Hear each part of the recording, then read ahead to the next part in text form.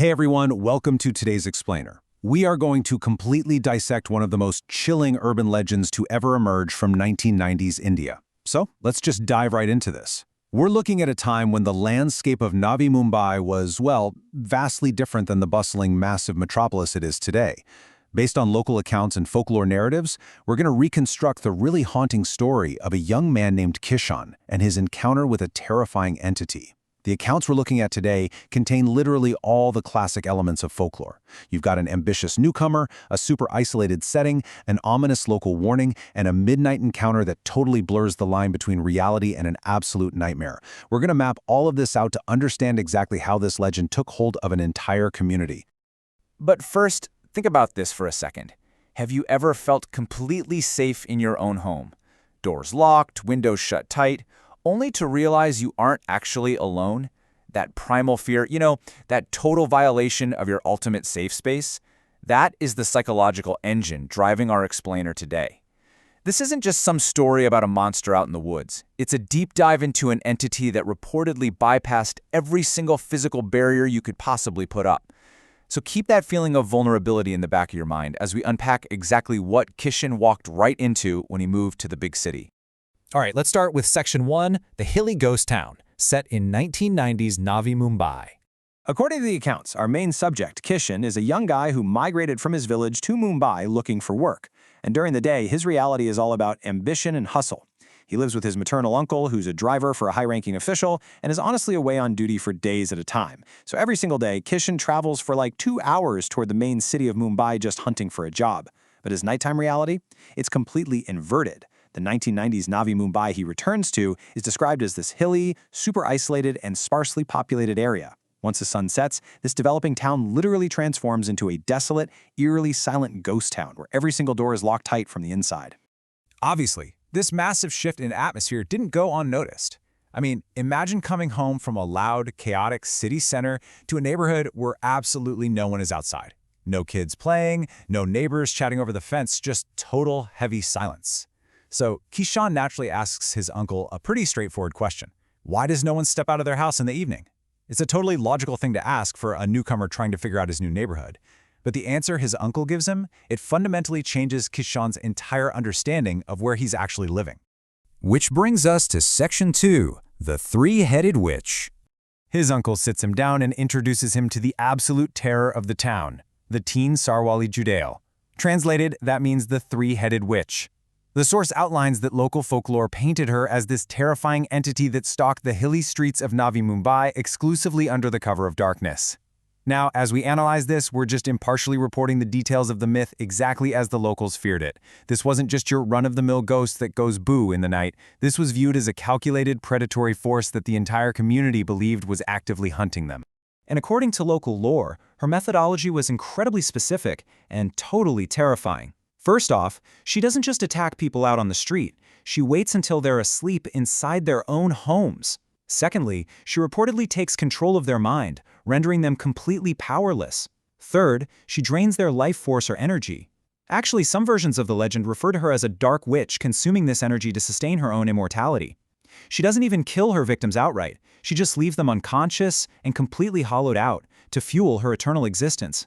It's this highly specific, basically parasitic set of behaviors that explains exactly why the locals were so terrified. So the absolutely crucial point here is that this fear was grounded in physical events that were occurring in the community. It wasn't just an old wives' tale to scare kids. As the uncle explained to Kishan, people in the area were literally waking up in the morning completely drained of energy, lying unconscious just outside their own front doors. And the most chilling part? They had absolutely zero memory of how they got there. When they finally regained consciousness, they claimed they had seen the three-headed witch the night before. The source material even notes that these bizarre incidents were allegedly being reported in local newspapers at the time. Fear of this entity totally transcended age. From little kids to the elderly, everybody locked their doors out of genuine, documented terror. Kishan, though, being a logical young guy, he found the story kind of interesting, but ultimately didn't buy it. He brushed it off and just went to sleep. Moving right along to Section 3, the midnight knock.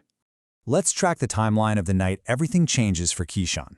He finally secures a job, and because of his new work schedule, he ends up returning home unusually late. His uncle is away on a long driving assignment, so Kishan is completely alone in the house. At 1 a.m., totally exhausted from his massive commute, he arrives at the empty house, hits the bed, and instantly falls asleep. But moments later, that mundane timeline abruptly shifts. The doorbell rings. Keyshawn is understandably startled. He knows absolutely no one visits this isolated, fearful town at this hour. Reluctantly, he goes and opens the door. And standing right there is his uncle. But something is incredibly wrong. His uncle isn't speaking. He's acting super bizarrely, just standing in the doorway, staring intensely at Keyshawn. Keyshawn's confused, but figuring his uncle just got off a wildly tiring shift, he invites him in. By the time Keyshawn heads to the kitchen to fetch his uncle a glass of water, the clock has struck 2 a.m. Which brings us to the most critical pivot of the whole narrative. Keyshawn thought he let his uncle into the house. He saw his uncle's face, unlatched the door, and invited him inside. But who was really at the door? If you remember the witch's MO from earlier, she targets people in their homes. She bypassed the physical locks by simply wearing a very familiar face. And that takes us to Section 4, the terrifying truth. So Kishan steps out of the kitchen holding the glass of water, fully ready to hand it to his uncle. But as he approaches the spot where his uncle is standing, he catches a glimpse of the hallway mirror. And the accounts detail a moment of pure, absolute horror.